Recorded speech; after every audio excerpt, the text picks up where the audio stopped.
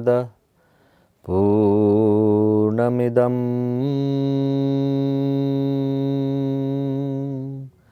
Purnat Purnamudachyate Purnasya Purnamadaya Purnamevavashishyate. Om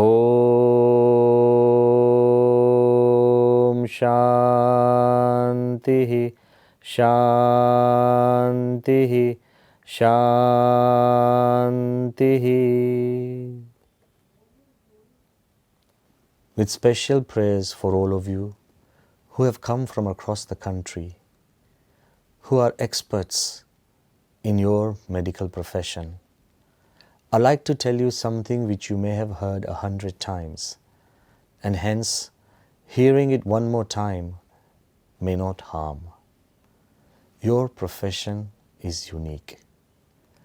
While other professions may deal with machines, with materials, with money, land, statistics, yours is perhaps the only profession that deals with life and death. Hence, you are considered next to God. And perhaps at no time ever before, this has been proven like it has been in the corona pandemic, where each one of you sacrificed his or her time, went out of his or her way to reach out and save lives, ignoring your own health, your own families, taking all the risks possible. And I fully understand the challenges and the trauma involved. Hence, it is always said that sometimes teachers need to be taught, lawyers need to be defended, and doctors need to be treated. I congratulate the organizers and the members of this unique conference, which also focuses on healing the healers and also bringing balance in life through yoga and deepening our cultural roots by celebrating the 75 years of India's independence.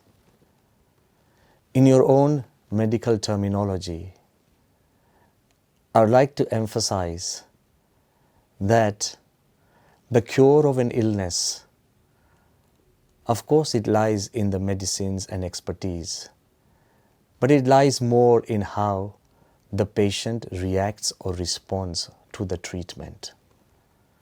Reaction is bad and response is good. So it is with life.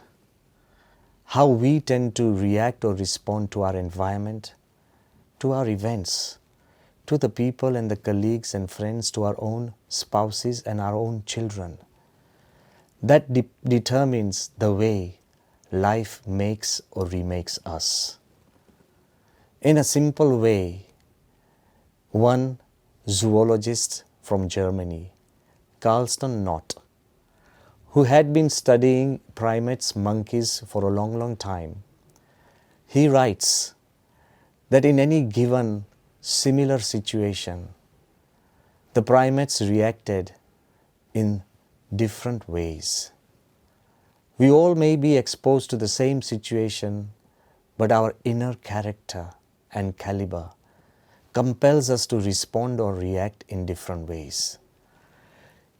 He cites an example that if in a cage you throw in a screwdriver where there is a gorilla, even if the screwdriver hits the gorilla, he would be indifferent. For days, he would lie in consternation, not knowing what has hit him. No response, nothing. But if you threw in a screwdriver in a cage of a chimpanzee, within 6 hours he would have learned how to hold it. But instead of using it, he would learn how to abuse it. He would start stabbing other monkeys nearby, poking them. he would start stabbing ants and insects which move by. He would create agitation, not use it, but abuse the screwdriver. But with a change of intelligence, if you throw in a screwdriver in a cage of a bonobo monkey, he says that in less than half an hour, the bonobo would have worked out how to hold a screwdriver, figured out what it's for, would have found a screw and opened the gates of the cage, and it would be standing outside the cage in less than half an hour. Liberation. When you are indifferent, it's consternation. When you abuse a situation, it's agitation. But when you use the entire situation and respond to it, it's liberation. So it is with even different levels of yoga. Some people use yoga to make a beautiful body. Experts will tell you that yoga can be used to create a beautiful mind. And spiritual people like myself would insist that yoga can be used to make a beautiful soul. So it is with even independence.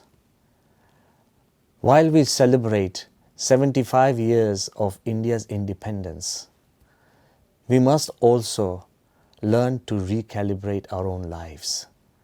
Of course, we should celebrate the lives of the great heroes, but at the same time, we should also use the inspiration from the past to create a future by recalibrating our present.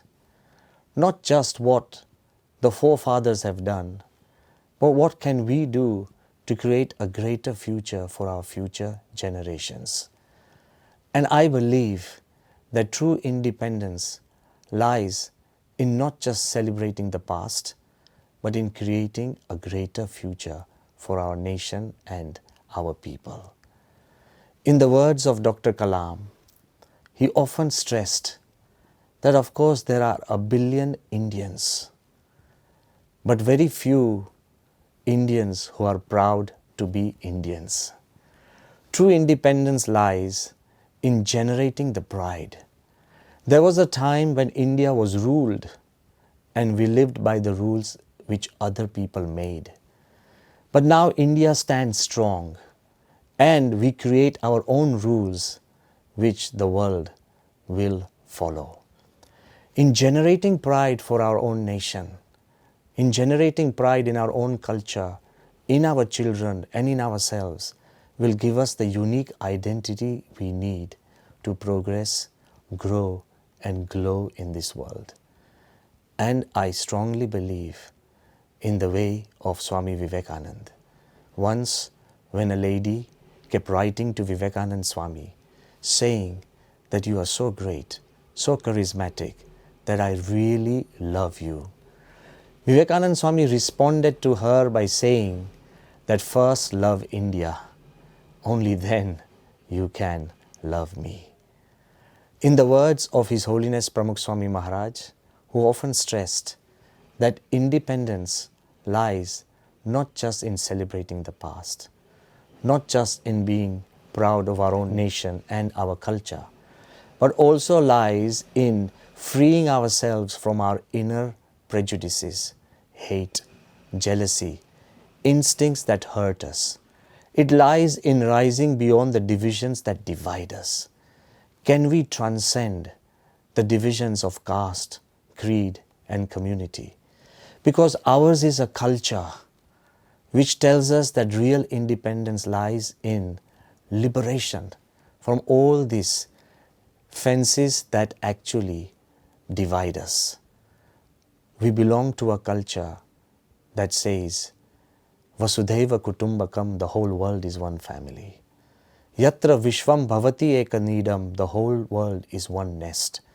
We may be birds of different feathers, with different colors, with different flights, but at the end, we all thrive and survive in the one single nest that we call our world.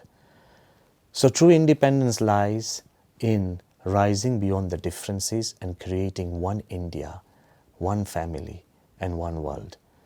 And then again, His Holiness Mahan Swami often stresses that true independence lies in overcoming our own weaknesses and limitations, not being dependent on desires or dependencies.